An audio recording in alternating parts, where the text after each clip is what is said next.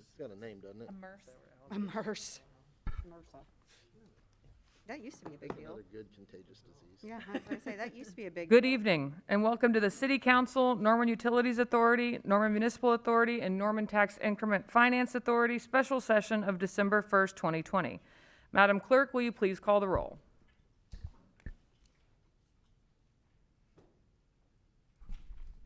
Member Bierman, Good to see you, Ellen. Here. Councilmember Carter, Here. Councilmember Patron, Here. Councilmember Hall, Here. I'll pass you. Councilmember Nash. Here. Councilmember Foreman, Here. Councilmember Holman, Here. Councilmember Peacock, Mayor Clark. Here. Please join me in the Pledge of Allegiance. I pledge allegiance to the flag of the United States of America and to the republic for which it stands, one nation, under God, indivisible, with liberty and justice for all. Item 3 is the consent docket. This item is placed on the agenda so that the City Council, by unanimous consent, can designate those routine agenda items that they wish to be approved or acknowledged by one motion. I need a motion to place items 4 through 17 on the consent docket. Motion. Second. Okay. The motion on the floor is to place items 4 through 17 on the consent docket. Madam Clerk, will you please call the roll?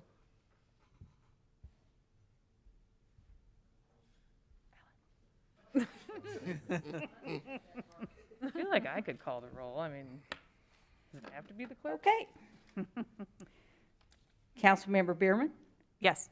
Councilmember Carter, Yes. Councilmember Patron, Yes. Councilmember Hall, Yes. Councilmember Nash, Yes. Councilmember Foreman, Aye. Councilmember Holman, Yes.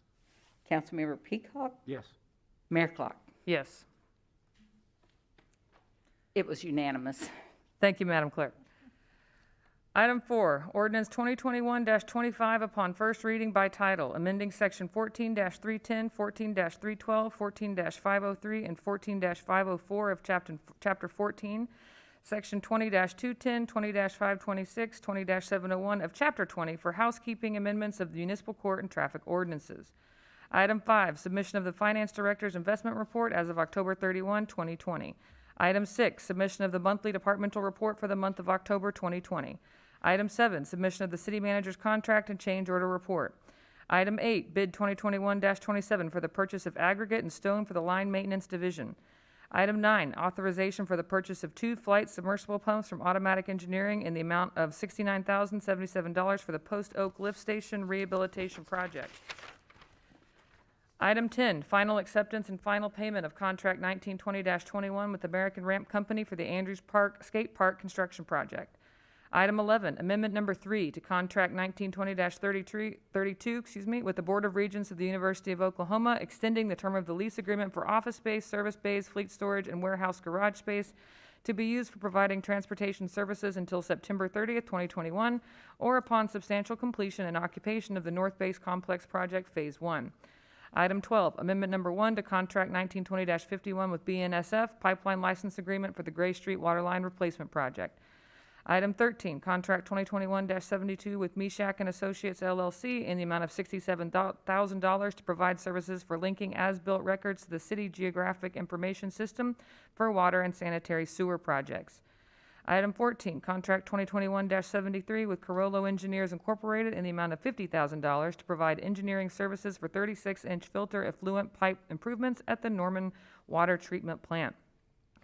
Item 15, contract 2021-65, a purchase and sale agreement with University Town Center LLC for the purchase of 12 acres of real property located in the vicinity of 24th Avenue Northwest and West Rock Creek Road for a purchase price of $2,069,971 and budget appropriation from the UNP TIF fund balance.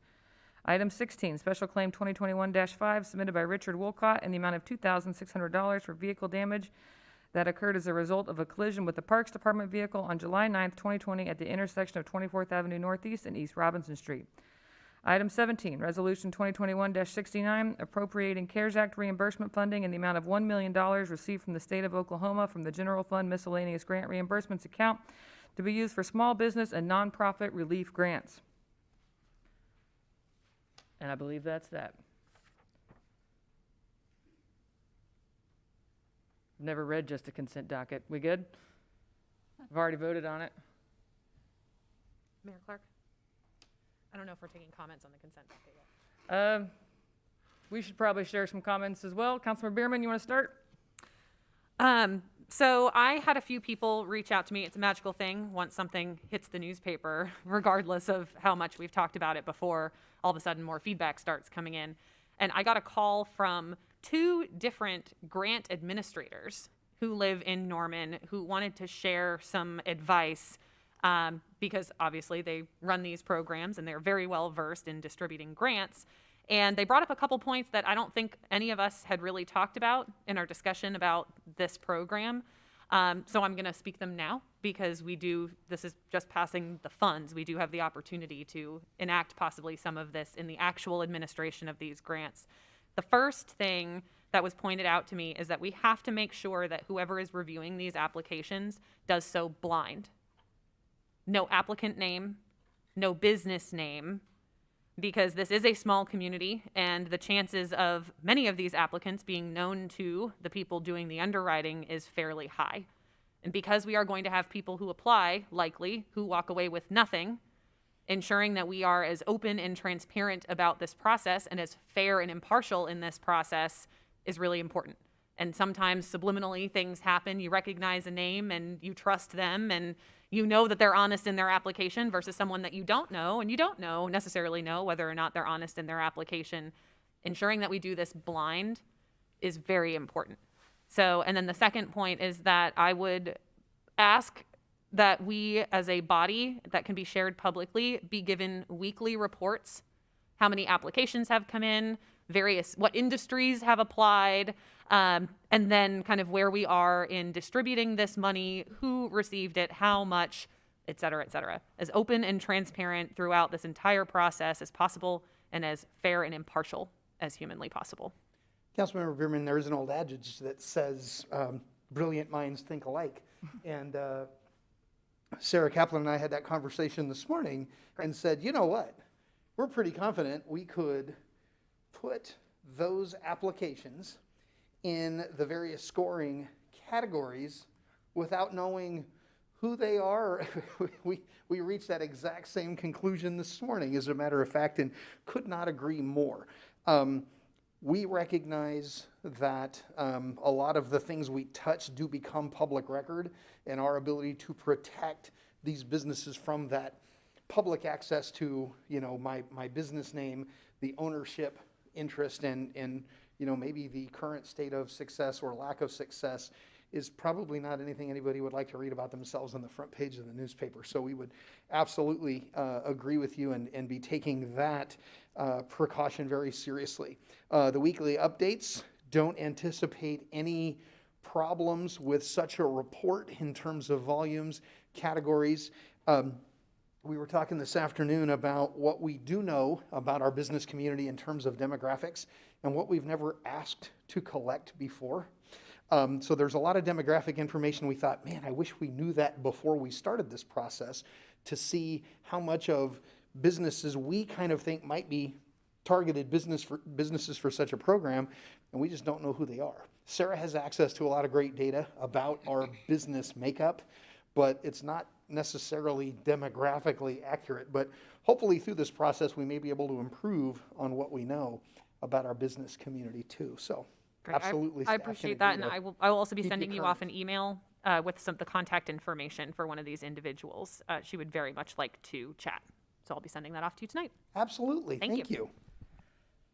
Okay, well, while you're here, Mr. Pyle, I wanted to share some more information that is hot off the press, and it's not good, so prepare yourselves.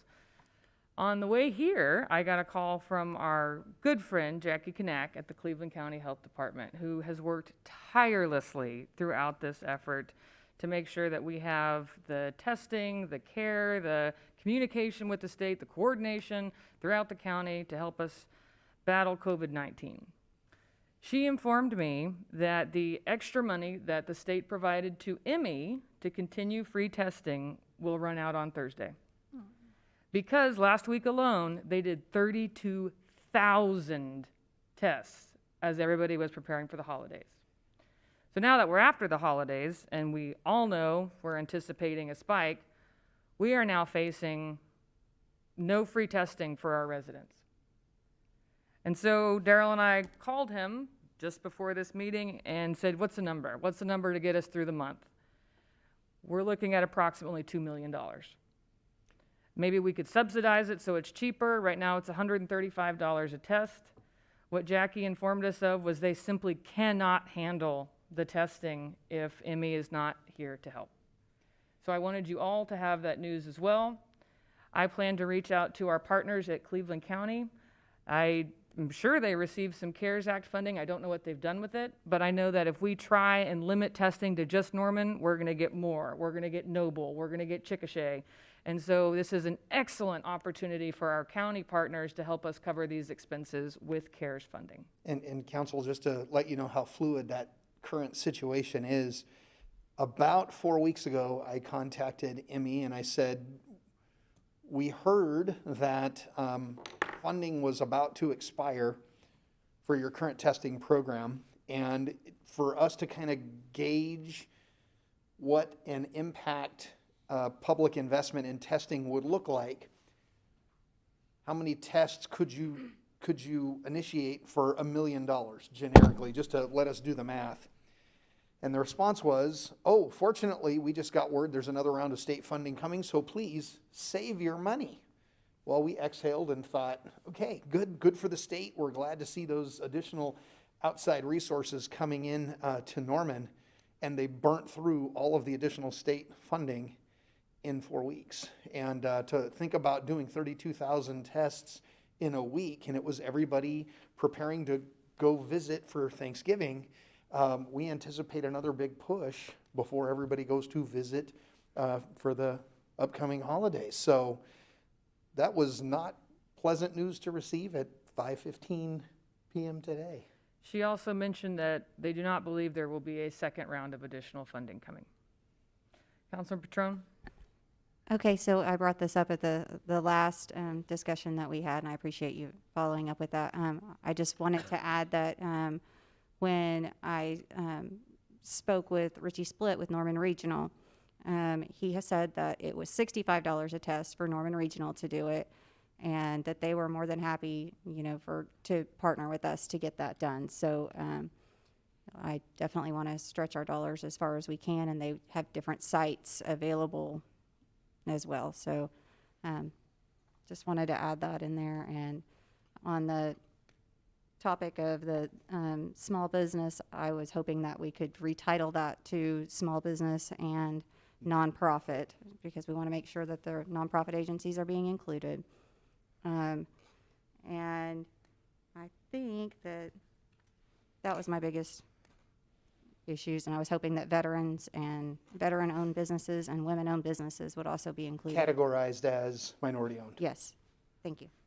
And just to clarify, nonprofits were always able to apply for it, but you really have to read it, and we don't want any nonprofits who have been tirelessly serving our community throughout this pandemic to not even apply because we worded it wrong. So, okay, well, that is the update. I wish I had better news, but this meeting is adjourned. We didn't vote.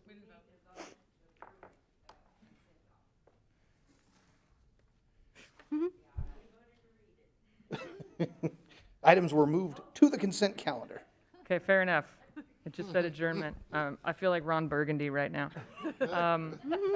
Okay, I need a motion to approve the consent docket. So moved. Motion. Second.